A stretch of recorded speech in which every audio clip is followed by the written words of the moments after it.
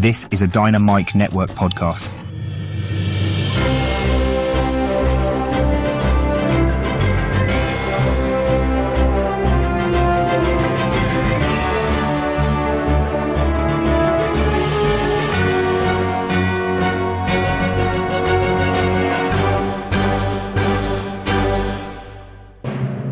Hi, welcome to the Dynamic Duel podcast, a weekly show where we review superhero films and debate the superiority between Marvel and DC by comparing their characters in stat-based battle simulations. I'm Johnny DC. And I'm his twin brother, Marvelous Joe. And in this episode, we are doing a duel between the Superman-esque characters of Icon and Gladiator. Yeah, this was a special request from our executive producers. I've always been a big fan of Gladiator, even though he is a Superman knockoff, but just because he's so heavily tied into the Shi'ar alien empire, which is like one of the big races in the world of cosmic Marvel.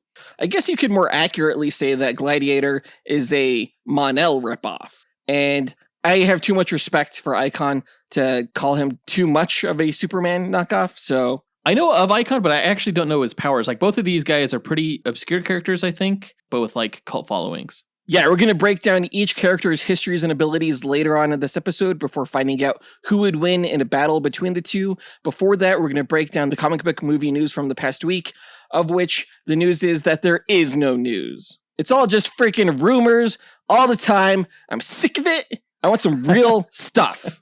Yeah, enough with that, like, clickbait speculation stuff. Like, I want the studios to, like, announce something already, you know? Right, I want a Batman. I want something besides Avengers Doomsday or Spider-Man, I guess. I want something. Give me something. Give me anything. I think I have an old pizza crust in a box upstairs, if you want that. What the fuck? Of course I do. I love pizza crust. As always, guys, we list our segment times in our episode description, so feel free to check out the show notes if you want to skip ahead to a particular topic. Our artificially intelligent duel simulator, AJ9K, has a quick message for our listeners, so listen up. Why, hello there. Do you want even more from this podcast? Then become a part of the Dynamic Duel community on Patreon, where you can choose from 3 tiers. The Dynamic 2.0 tier gives you access to our Discord chat server, the Fantastic 4 tier gives you 2 bonus episodes each month, and the X-Force tier makes you an executive producer of this show. Lastly, the Dynamite Podcast Network tier lets you create your own podcast using this Monte Carlo simulator. Johnny and Joe will help you develop your show, provide graphic support and consultation, and get you simulation results. Pitch the twins your ideas via email at dynamicduelpodcast@gmail.com. Check it out at patreon.com/dynamicduel. Pip pip cheerio. Thanks, AJ9K, and thanks to everyone who supports the podcast. Guys, be sure to tune in to the other shows in the Dynamite Podcast Network this week, including the Console Combat Podcast, where hosts John and Dean simulate battles between popular video game characters. In yesterday's episode, the two determined who would win between Wario, specifically the WarioWare version, and Dr. Robotnik from Sonic the Hedgehog. Over on the Max Destruction podcast, hosts Scotty and Gilly pit your favorite action heroes from film and television against each other. On Wednesday, they're coming back from a month-long hiatus to find out who would win in a fight between Chong Li from Bloodsport and Tong Po from Kickboxer. This is going to be such a good episode. On the Central World podcast, host Zachary Hepburn speculates on fights between fan-favorite anime and manga characters. In his next episode, Zach is going to reveal who would win between Trafalgar D. Waterlaw from One Piece and Tanjiro Kanjiri from Bleach. Visit dynamicpodcasts.com or click the link in our show notes to listen to all of the shows in the Dynamite Podcast Network. But with that out of the way, quick to the No Prize! A No Prize is an award that Marvel used to give out to fans. Our version, the Dynamic Duel No Prize, is a digital award we post on Instagram for the person that we feel gave the best answer to our question of the week. Last week, we asked you guys, what do you think Deadpool's involvement in the Avengers Doomsday story will be? And this is coming off of the news that Deadpool will be in Avengers Doomsday, which has been confirmed by The Hollywood Reporter and vaguely by Ryan Reynolds' own Instagram post. The Hollywood Reporter said that the role would be unsubstantial, but we thought we'd go to you guys to see what that role might entail. We got 3 answers, but actually one of them got lost somewhere on the internet. So sorry, Lorenzo Valdez. Thank you for calling in. We saw that you did leave a message, but for some reason, it just didn't load when we would click on it. So our honorable mention goes to Alex Albro, who said, Hey guys, I think Deadpool's the narrator of the movie. The opening line being, "In a world where fantasies collide and heroes clash." Wait, uh, no, that's not the right one. That's not the right line. No, honestly, guys, I have no idea what Deadpool is doing in this movie. I have no idea what his role will be. Maybe it's just a post-credit cameo where he is at the end in a chair reading the Secret Wars comic from Deadpool and Wolverine and tells us to show up, next December. I have no idea. Actually, I wouldn't mind either of those options. If he's the narrator, well, I guess it would make the proceedings of the film seem a little bit silly because, of course, he's going to lend his own comedic commentary to what's going on. So I like the second idea that Alex suggested where he's like in a post-credit scene kind of telling people to show up for the continuation of the story in Avengers Secret War. You know how Once Upon a Deadpool was kind of based off of the Princess Bride movie? Right. It was sort of like this framed narrative where Deadpool's reading a story to Fred Savage. I want Avengers Doomsday to be a framed narrative based on the never-ending story, because that's what these Marvel movies are. Never-ending stories? Yeah.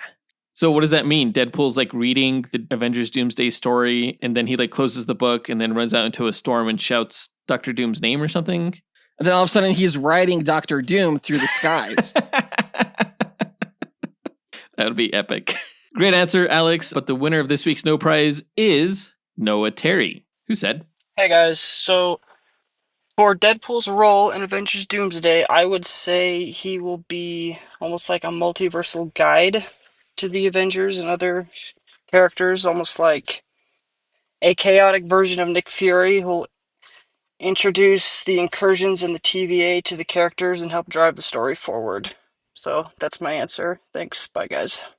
I actually think this one's plausible in that we know with Loki sitting on his throne, taking care of the multiverse and substituting for the Loom, and Mobius, Owen Wilson's character from the Loki show, no longer at the TVA, they got to have some kind of TVA representative in Avengers Doomsday.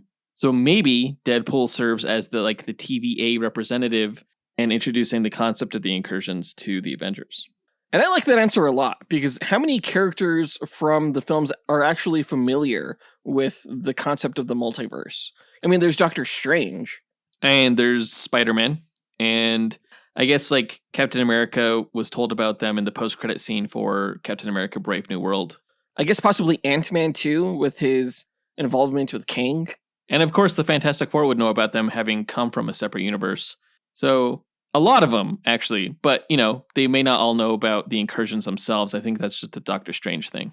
But I think this would be a fun idea. It'd be a quick way for Deadpool to get in and out of the story, just kind of setting up what these guys got to do and how the TVA needs them. So great answer, Noah, and congrats on winning this week's No Prize. If you, the listener, want a shot at winning your own No Prize, stay tuned to later on this episode when we'll be asking another question of the week. And since there is no news this week, on to the question of the week. All right, guys, it's fantasy football season. So we thought we would ask you guys a fantasy football related question that pertains to Marvel and DC. Basically, who would be your number one quarterback, running back, wide receiver, tight end, safety, and kicker on your Marvel or DC fantasy football team? So taking all the superhero characters out there from Marvel and DC, putting them on a football team, what would those primary positions be? Again, quarterback, running back, wide receiver, tight end, safety, and kicker. And I don't want to see any of these mixing of Marvel and DC characters on these teams. This is either Team DC or Team Marvel. You get a pick. Yeah, and give us the name of your team too. Record your answer at dynamicduel.com by clicking on the red microphone button in the bottom right-hand corner of the screen, which will prompt you to leave us a voicemail. Your message could be up to 30 seconds long, and don't forget to leave your name in case we include you on the podcast. We'll pick our favorite answer and award that person a Dynamic Duel No Prize that we'll post to Instagram. Be sure to answer before September 6th.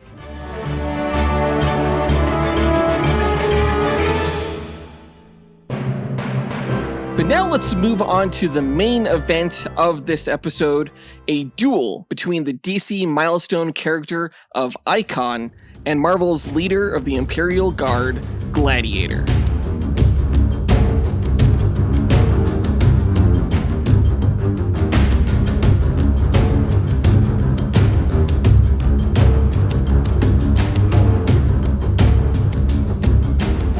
Okay, Icon versus Gladiator, as we mentioned earlier, these are two Superman-esque characters who can fly and are super strong and shoot lasers. But I think they also have interesting stories. At least I know Icon does. He, of course, originated in Milestone Comics, which was later acquired by DC Comics.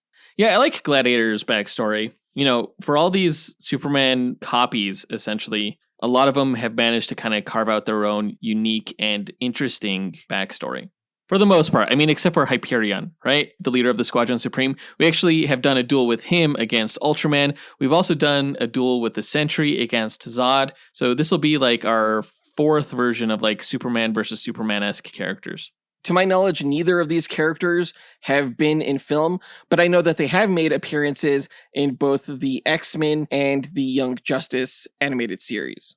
Right, yeah, the X-Men live-action films have yet to really go cosmic, yet there is a cosmic side to the X-Men comic books, which largely deals with the Shi'ar. I guess it would be strange for the live-action X-Men films to really go out there like that. Although I guess the Dark Phoenix movie did have the Dabari aliens as villains. Who are not the Skrulls. Right. But going from there, I think you could branch out into, you know, the Shi'ar and the Imperial Guard in a subsequent X-Men movie, you know, if that whole Fox X-Men universe wasn't obsolete by this point. I do think a Icon movie would be cool as hell, though. It would be like Django Unchained meets Superman. I mean, they could go that route. I think that's definitely a route you could take the film. I think that would be awesome. You would really need a series of films, I think, maybe a trilogy, to really tell Icon's full story. Well, let's get into those backstories. First, to explain the methodology behind our duels, let's go to our sentient duel simulator, Alfred Jarvis 9000. AJ9K, tell our listeners how you go about determining a winner in our duel matchups. Yes, of course, sir. The way I determine a winner between the contestants is by running 1,000 Monte Carlo simulations using the character's statistics. A Monte Carlo simulation is a probabilistic model used to determine outcomes through random sampling. In this case, I randomize the statistics along a normal distribution as a way to simulate the many variables that can occur during battle. The stat parameters are based on the official Marvel power grid, from which the DC characters' statistics are extrapolated. Additional stat categories are included such as range, damage potential, versatility, and perception in order to create a more detailed and accurate simulation. The results of the 1,000 simulations provide a percentage of wins for each character. The contestant with the higher percentage is declared the victor, as they have a higher probability to win any given battle. In an equitable pairing, neither character should win 100% of the matches. The comic book stories have shown that there's even a way for Batman to defeat Superman, so the confidence rate of my method falls in line with the precedents that have been established in the source material. My mathematical simulations are without subjectivity or bias. Feats are not the sole consideration, nor are fan votes tabulated for determination of the winner. Thanks, AJ9K. Before we run the simulations, though, we'd like to break down each character's histories and abilities before improvising a scenario on how we imagine one of the 1,000 simulations would play out beat for beat. And it is my turn to go first with the Marvel character's backstory, so let me tell you all about Gladiator, whose real name is Clark. Yo, what? Not Clark, Clark. Wow. Kallark, if you care. Clark was born centuries ago on the planet Strontia under the dominion of the Shi'ar Empire. He was descended from a proud lineage and raised by the Strontian Council of Elders, who were as much his family as his blood relatives. Like all Strontians, he possessed the potential for great power, but his abilities depended on his complete devotion to purpose. As a youth, he trained as a military cadet, competing for the title of Gladiator. He distinguished himself as both an honorable individual and a formidable soldier. Only 10 cadets survived the harsh training trials, and they were subjected to a dangerous enhancement process that granted them powers far beyond the norm of their race. The Council of Elders informed the cadets that the purpose of their trials was to select from among them the finest warrior of the Strontian race, as the planet Strontia was under Shi'ar rule. The Shi'ar were an alien race with a vast intergalactic empire who demanded that the strongest of each of its subjects serve in its imperial guard and protect the Shi'ar ruler, known as a Majestor. Clark and the other cadets were to be tested by the Majestor Tekor, who, knowing that even an ordinary Strontian could devastate an army, demanded that they prove their loyalty and absolute obedience to the Empire by ordering the cadets to slay the Strontian Council of Elders. Most of them refused and died trying to rebel, leaving only Kalark committed enough to fulfill the order, and he killed the council that were once like family to him. For his loyalty, Majestor Tekor dubbed Kalark as Gladiator, and he was given the rank of Praetor of the Imperial Guard, a leadership position he would hold for centuries. As the Praetor of the Imperial Guard, Gladiator served multiple Majestors, leading up to Deken, a power-hungry ruler who craved the Macron crystal which housed enough energy to destroy an entire universe. Deken's sister, Lilandra, reached out to the X-Men on Earth, aware of their existence due to their defeat of the invading alien race called the Xenox. Professor X and his team of mutants were transported into space, where Deken declared Lilandra a traitor and commanded Gladiator and the Imperial Guard into battle with the X-Men. You can learn more about the X-Men in their duel against the Titans. Lilandra eventually convinced Gladiator to stand down when Deken was rendered catatonic, driven insane through his contact with the Macron crystal. She laid claim to the Shi'ar throne, becoming its new Majestrix and Gladiator's new charge. He shifted his loyalty to Lilandra and stood at her side when the Dark Phoenix arose, a threat the Majestrix equated to Galactus. Declaring that Jean Grey's possession by the Phoenix could not be allowed to continue, Lilandra commanded Gladiator to represent her in an honor duel against the X-Men on the blue area of the moon. Gladiator battled Colossus and overpowered him with ease, surviving the collapse of ancient Kree ruins without injury. Yet even Gladiator and the Guard were powerless against the Dark Phoenix, who defeated them before ultimately taking her own life. You can learn more about Jean Grey and the Phoenix Force in our Raven vs. Phoenix duel episode. In later years, Gladiator remained a stalwart protector of Lilandra. He opposed Lord Samadar when the Counselor betrayed the throne in alliance with Deathbird, Lilandra's sadistic sister. He also traveled to Earth, mistakenly believing the Fantastic Four were Skrulls in disguise, and clashed with them before Spider-Man and Captain America helped expose the true imposters. When Deathbird usurped the Shi'ar throne and took the title of Majestrix, Gladiator was forced to serve her despite his loyalties lying with Lilandra. During Deathbird's rule, he and the Guard fought with the Starjammers, a group of space pirates who had allied with Lilandra over the power of the Phoenix Force. He was defeated, and Deathbird later lost her throne after a group of alien Skrulls staged a coup in order to reinstate Lilandra as Majestrix and have her be in the Skrulls' thrall. Gladiator continued to enforce Shi'ar will, but his path often intersected with Earth's heroes. He clashed with the Avengers and fought Thor, suffering defeat during the Shi'ar-Kree War. When Earth's heroes sacrificed themselves against Onslaught, Lilandra sent Gladiator and the Guard to safeguard Earth, where they uncovered a Kree extremist plot. He later battled the Hulk while pursuing a Shi'ar fugitive on Earth, thwarted Ronan the Accuser's assassination attempt on Lilandra, which you can learn more about in our recent Inhumans duel, and led an assault on the X-Men under Majestrix Lilandra's orders, but learned that she was under Cassandra Nova's psychic control. You can learn more about Professor X's sister in our Chief vs. Professor X duel. Gladiator's duties extended to cosmic threats. He was captured by a Herald of Galactus named Tyrant, alongside heroes like Beta Ray Bill and the Silver Surfer, though Galactus eventually freed them. Gladiator infiltrated the Kyln prison with Thanos and Star-Lord, discovering an amnesiac godlike being known as the Beyonder. He challenged the champion of the universe on planet Skardon, though the champion's power gem made victory impossible for Gladiator. He also pursued the Unipower, which is an energy that emanates from the Enigma Force and transforms its host into the hero Captain Universe. He teamed up with the Silver Surfer to stop a space warlord named Krosakis, who had acquired the Unipower energy. Meanwhile, Vulcan, the lost brother of Cyclops who was separated from his family years ago by Deken's actions, plotted revenge against Deken. Vulcan secretly pulled Deken out of his coma, who then took back his rightful title of Majester from his sister Lilandra. Vulcan then killed Deken and claimed the Shi'ar throne by right of conquest, marrying Deathbird and becoming the new charge of Gladiator and the Imperial Guard. Vulcan's reign embroiled the Shi'ar in war against the Kree, and Gladiator eventually defied Vulcan by refusing to execute Lilandra. However, he soon witnessed Darkhawk, a rogue member of an ancient sect of Shi'ar assassins, kill Lilandra, an act you can learn more about in our Stargirl vs. Darkhawk duel episode. When Vulcan was presumed dead in a battle against Black Bolt, Gladiator himself assumed leadership of the Shi'ar to prevent civil war, becoming the Empire's new Majestor. As ruler, Gladiator faced crises across the galaxy. he joined a team of cosmic heroes called the Annihilators, alongside Silver Surfer, Beta Ray Bill, Quasar, and Ronin, defending against threats like the Dire Wraiths and the Magus. During the Phoenix's return to Earth, Gladiator attempted to stop the Phoenix Five and rescue his son Kubark. Around that time, he recruited the first human into the Imperial Guard's ranks, a woman named Isabel Kane, aka Smasher, who had discovered special goggles called exospecs that she could use to download any ability of someone in her view. Gladiator and the Shi'ar Empire fought alongside the Avengers and Guardians of the Galaxy against cosmic threats like the Cancerverse and Thanos, but Gladiator grew sick of his duties over time, wishing instead to return to his title of Praetor of the Imperial Guard. Supporting his demotion was Deathbird, who saw a Strontian ruling the Shi'ar Empire as an insult. Shi'ar rebels used genetic material from Lilandra's body and Professor X to create a child named Xandra.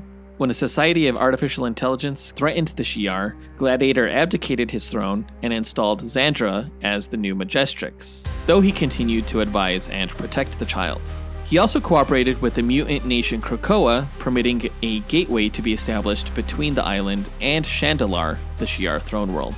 That's Gladiator's backstory. Powers-wise, Gladiator has numerous abilities derived from his scientifically enhanced Strontian physiology.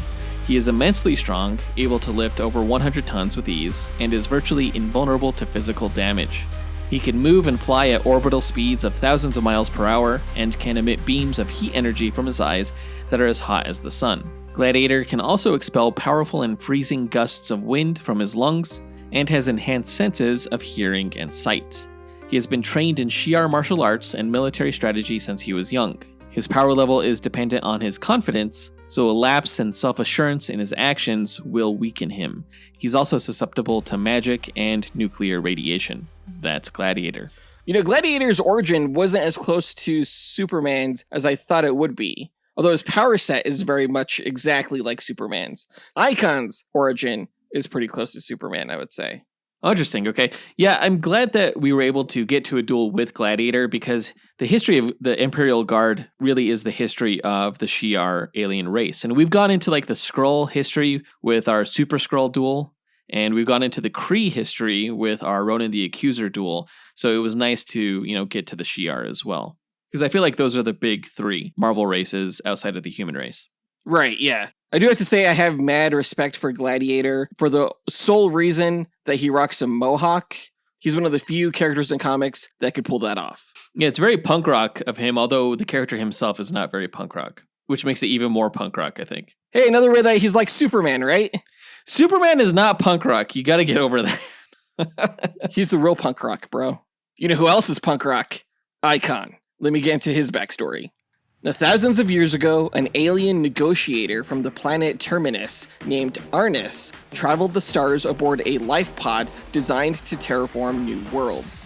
When the pod malfunctioned, it crashed on Earth in the year 1839 in the American South. As part of its survival protocol, the pod's automorphic technology reconstructed Arnis's body into the form of the first sentient life it encountered, a black woman named Miriam, who was enslaved on a cotton plantation. The transformation not only altered his DNA, but also reset his cognition, turning him into a human infant with no memory of his extraterrestrial identity. Miriam discovered the child near the crash site and, with no knowledge of his origin, raised him as her own within the enslaved community, naming him Augustus. Growing up in bondage, Augustus experienced the brutal realities of slavery firsthand. As he matured, his intellect rapidly advanced beyond human limits, and with it came flashes of memory and gradual rediscovery of his true alien nature.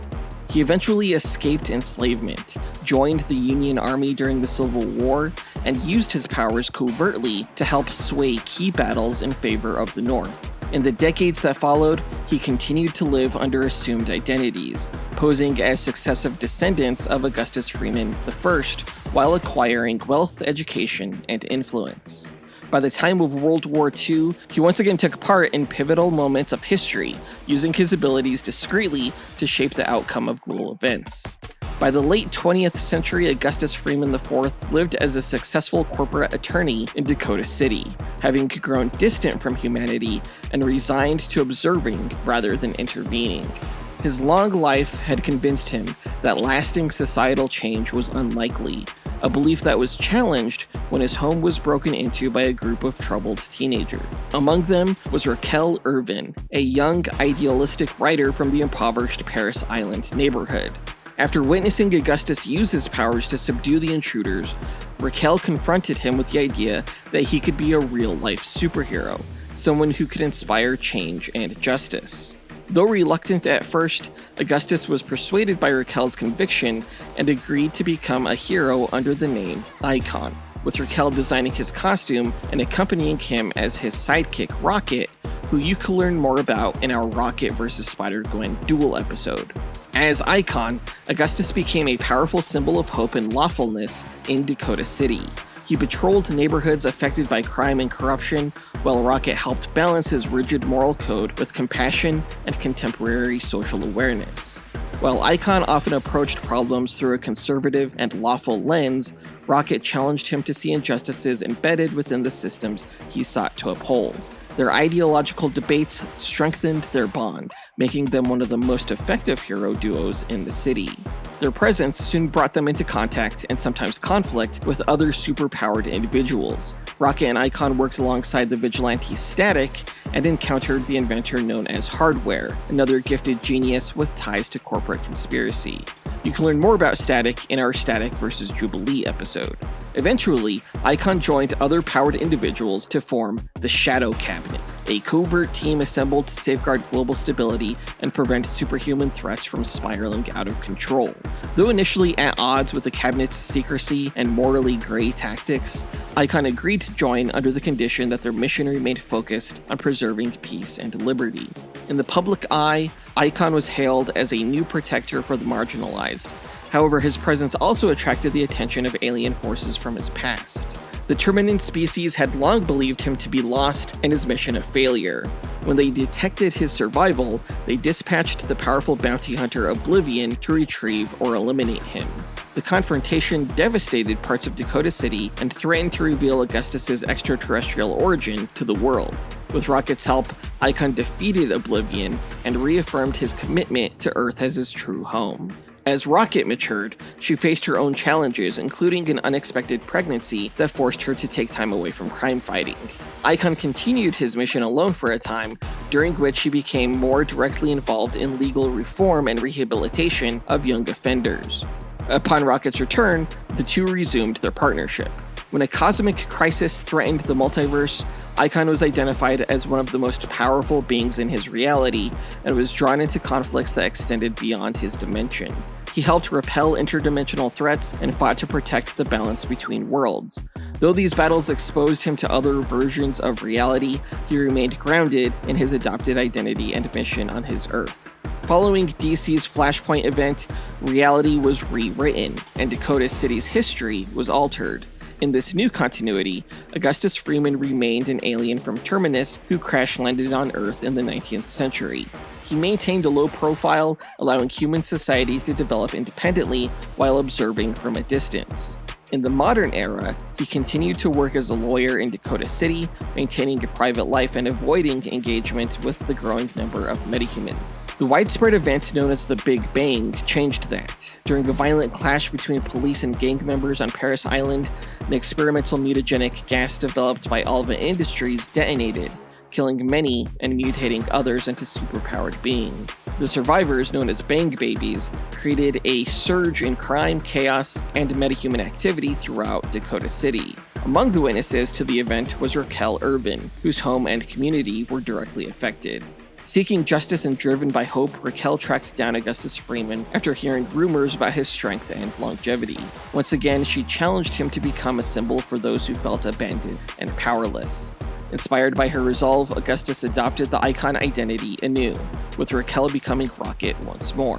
Their partnership emerged as a stabilizing force during the chaos of the Big Bang aftermath. Together, Icon and Rocket battled Bang Babies who used their powers for violence, as well as corrupt political forces that sought to exploit the crisis for their personal gain. Rocket became increasingly vocal about issues of social inequality, helping Icon refine his approach to heroism. Their work led to the formation of new alliances with local heroes, community leaders, and civil rights advocates. When the government attempted to establish a paramilitary task force to control metahuman populations, Icon resisted, warning against the misuse of power. His stand put him at odds with federal agencies and even some of his fellow heroes, but he remained steadfast in his belief that individual liberty and accountability were paramount. As threats escalated both in scale and complexity, Icon was forced to confront remnants of his past. A rogue Terminian scientist attempted to weaponize Earth's metahumans as part of a plan to terraform the planet for Terminus colonization. With the help of Rocket and other Dakota-based heroes, Icon dismantled the operation, reaffirming his loyalty to Earth and the people he now considered his true kin. And that's Icon's history. Powers-wise, Icon possesses vast superhuman abilities derived from his alien physiology as a Terminian. His strength allows him to lift immense weights, while his durability makes him resilient to bullets, extreme temperatures, explosions, and even direct energy assaults. He can fly at high velocities and is capable of interstellar travel.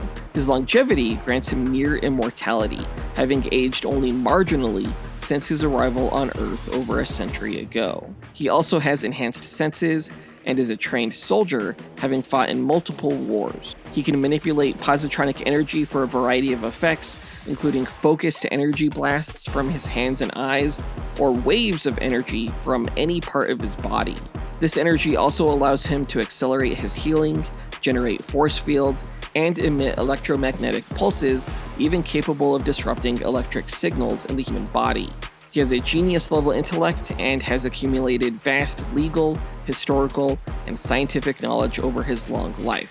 His experience across different cultural and historical eras also makes him a tactician and leader with deep insight into the nature of humanity.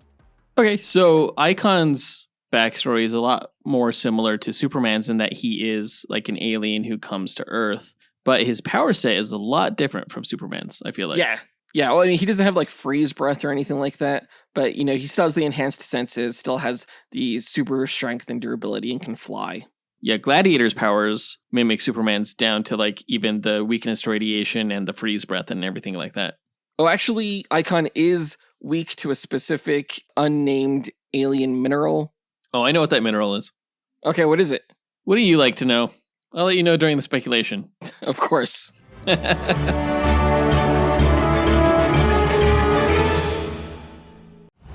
In a world where fantasies collide and heroes clash, one podcast network rises above the rest.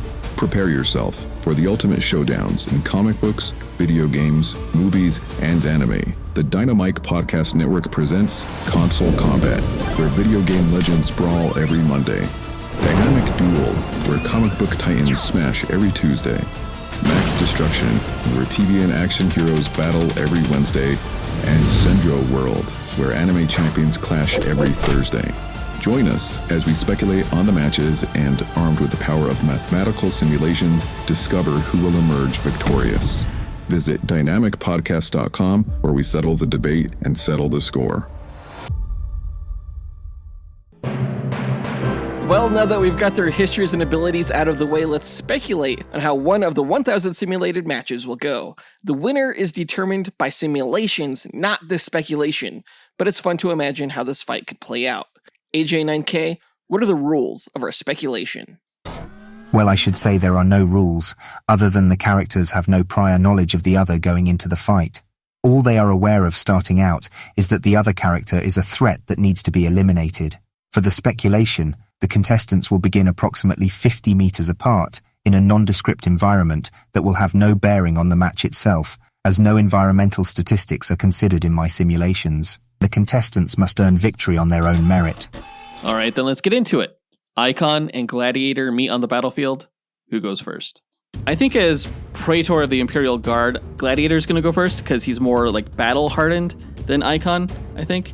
So he's going to start off by blasting beams that are as hot as the sun from his eyeballs that just melt through Icon's skull. Well, no, because Icon, he could just counter with his own eye beams of positronic energy. So those beams are going to collide, and this ball of energy is going to form in the middle and explode. That's going to send both characters careening from each other. But Icon, right after, is going to charge Gladiator and just bombard him with waves of energy before crashing directly into him. Well, if Icon's charging at Gladiator, Gladiator's going to charge right back, and he's going to pierce through whatever energy waves Icon is throwing at him, piercing through them like a spear, and he just clashes with Icon head on. And the force of that impact would probably rupture a crater in the ground beneath him, but the ground doesn't matter anymore because I think Gladiator is just going to grapple Icon as they collide and then shoot him into the sky, into space, and within just seconds just throw him into the heart of the sun where Icon burns alive. Okay, but as they're traveling through space, Icon, he'll just free himself from Gladiator's grasp by walloping him right in the jaw with a charged energy fist that's going to send Gladiator flying through space, probably through a couple asteroids, just smashing them to pebbles with the impact. With the vastness of space, I wonder what the odds are that Icon would smash Gladiator into asteroids. Gladiator flew that far. Murphy's Law? Exactly. Well, Gladiator picks up one of these asteroids, probably in the asteroid belt or whatever. We'll say that this asteroid is the size of Texas, right? Like the movie Armageddon. And he grabs this asteroid and he just full-on brains Icon with it, smashing it over his head. Okay, but we'll say that as Gladiator is swinging this giant-sized asteroid, Icon's gonna blind him with a quick strobe of energy from his hands, and that's gonna cause Gladiator to completely miss this swing. And while he's off balance, Icon's gonna grab Gladiator by his mohawk and just smash his face right into the asteroid that he's holding so hard and so fast that it's gonna crack the asteroid right in half. The whole asteroid, the whole state of Texas, is gonna crack in half? That whole asteroid has a crack. I feel like Gladiator would have a headache from that kind of hit. So he's he dazed, right, from the strobe light and from the head injury he just suffered. So he's gonna spin like a whirlwind with his fists just straight out, just knocking away anything that even comes close to him. And like a blur, he punches Icon 1,000,001 times in the face. So now both characters have headaches. Except that Icon can heal rapidly. So while Gladiator can also heal rapidly. Okay, fine. He's dizzy then. All right. So when Gladiator stops spinning and he's trying to recover, whoa, that's when Icon's gonna blast him with beams of concussive energy from his hands, targeting him right in the balls and destroying any hope for potential future children. That's fine. Gladiator already has a child. He probably has dozens of kids. He's fine. What? Yeah, his name is Kid Gladiator, actually. But either way, Gladiator has super equilibrium. So he's not dizzy from spinning in the same way that Superman wouldn't be dizzy from spinning. And in fact, Gladiator was over being stunned after his spin attack, and he flies away faster than Icon can even raise his hands to blast him. In fact, Gladiator flies behind Icon and freezes him with his freeze breath. So Icon's frozen, and then Gladiator haymakers him into 1,000 pieces that just fly across the galaxy. Match over. Well, actually, Gladiator is going to haymaker a force field of positronic energy set up by Icon. And then Icon's gonna melt his ice casing by emitting energy from his entire body surface, after which he immediately emits a pulse that's gonna shut down the electrical signals in Gladiator's body. So while he's paralyzed, Icon's gonna grab his head and just snap his neck, ending the match. What is he, Superman? Okay. I guess Superman doesn't do that stuff anymore, huh? Well, he's too punk rock for it. Oh my god. Wait, so Gladiator hit a positronic force field instead of hitting the frozen Icon? Yeah, right. Wrong. I'd be positronic that did not happen, because Icon was in fact frozen to absolute zero, so he couldn't do anything, because he was frozen solid through and through, so he got smashed to bits instead. I'll tell you what's absolute zero. Gladiator's chances of winning. You know what? Let's find out. Let's go ahead and input the character stats, run the simulations, and find out which of these scenarios happens. Either Gladiator freezes Icon and then smashes him to 1,000 bits, or Icon protects himself with a force field, escapes being frozen, paralyzes Gladiator, and then snaps his neck. That's just way too many steps. Hey, it happened. I don't know what to say. Let's run the simulations and come back with a winner. AJ9K, hit it. Inputting data, running calculations, processing results, simulations complete. All right, these characters, like Superman, are very powerful, although they differed in the stats more than I thought they would. Yeah, they kind of went through a pattern where they matched a stat and then deferred in a stat, then matched a stat, then deferred in a stat. Like they were the same speed, durability, strength, perception, but they mismatched on evasiveness due to Icon's force fields, fighting skill, we said Gladiator was a better fighter, intellect, because we said Icon was smarter, and versatility, because Icon was more versatile due to his energy-based power set. We also said that Gladiator was capable of more damage, which kind of surprised me, only because Icon really doesn't have the same feats that Gladiator has in terms of damage. Right, Gladiator has been shown to like fly through Galactus's eye beams and punch planets in half, which is ridiculous. Dude even went up against Hyperion, which is Marvel's analog to Superman, their other analog to Superman, and beat Hyperion. So what does that say about Icon's chances? I mean, Icon apparently punched Superman harder than Darkseid ever has. Like, knocked him all the way out of the Watchtower. That's not that hard, though, if you think about it. Okay. Considering all these stats, Jonathan, who are you putting your money on? Why am I even asking this question? It's a pointless question. We ask it every Duel episode. My money's on Icon. I'm betting on Black. A majority of our Instagram followers did not, however. 62% of them voted in favor of Gladiator winning this. Well, apparently, they're not heeding Wesley Snipes' advice. And neither am I. I'm betting on red, which in this case is Gladiator because he wears red. But either way, let's see which character won. AJ9K, the results, please. Here you are, sir. All right, the winner between Icon and Gladiator, the Praetor of the Imperial Guard, the defender of the Shi'ar Empire, the former Majestor, the most badass dude with the most rockin' mohawk, is Icon.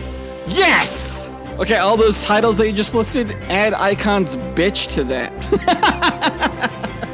No! What is happening? Out of the 1,000 matches, Icon won 581, as opposed to Gladiator, who won 419. So Icon wins 58.1% of the time. I don't know what is happening. I feel like I'm on a losing streak. I feel like the executive producers have obviously conspired against me because they're the ones who chose this matchup, and I think I need to call an emergency meeting with them. You know what happened, right? Because you're on this losing streak, you've been demoralized, and that's Gladiator's weakness. I think you're right. Yeah, that makes sense. Marvel has lost like 4 in a row now, which is affecting Gladiator's confidence, which in turn weakens him, which in turn made him lose this match. That sucks. It's fine. Become even more demoralized. That's what I want. I swear, if this fucking happens again, I am going to break into your house and then loosen all the lids on your salt and pepper shakers. No! I couldn't think of anything else. We're going to get him next time, Marvel guys. We're going to get him next time, and then we're going to start our own streak, starting with our next episode. But that does it for this episode. AJ9K, help close us out. Thanks for listening to Dynamic Duel. Visit the show's website at dynamicduel.com and follow us on Instagram at Dynamic Duel Podcast. You can support the show on Patreon at patreon.com/dynamicduel and joining a tier that works for you, or by rating and reviewing Dynamic Duel on Apple Podcasts, Spotify, Podchaser, or on our website. Don't forget to listen to the other shows in the Dynamite Podcast Network, including Max Destruction, Senjo World, and Console Combat. Speaking of our next episode, that is going to be Bloodsport versus Killmonger. Of course, Bloodsport was in the Suicide Squad, played by Idris Elba, and Killmonger was in the Black Panther film, played by Michael B. Jordan. Yeah, it should be a fun episode. I'm really, really excited for that one. Been looking forward to that one for a long time. But that does it for this episode. We want to give a big thanks to our executive producers, John Starosky, Zachary Hepburn, Dustyn Balcom, Miggy Matanguihan, Nathaniel Wagner, Levi Yeaton, Austin Wesolowski, AJ Dunkerley, Nick Abanto, Scott Camacho, Gil Camacho, Adam Speas, Dean Maleski, Devin Davis, Joseph Kersting, Josh Liner, Mike Williams, and Paul Graves for helping make this podcast possible. We'll talk to you guys next week. Up, and away! True believers. This matchup didn't have Russell Crowe at all. I want my money back.